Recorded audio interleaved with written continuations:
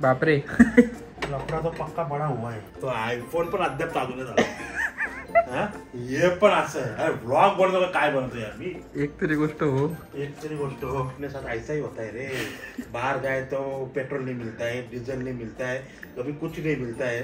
घर पे कुछ करो तो ये सामान मंगाया है वो ठीक काम नहीं करतो. तो आयफोन आणलाय भाई, तो कधीपासून चालू आहे.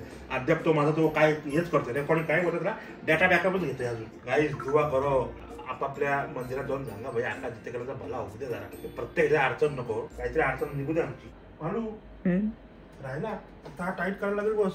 हा मला नाही राहिला, तो खाली टेकवलेला म्हणतो राहिला. हा काय ते उचलते ते काय मागून.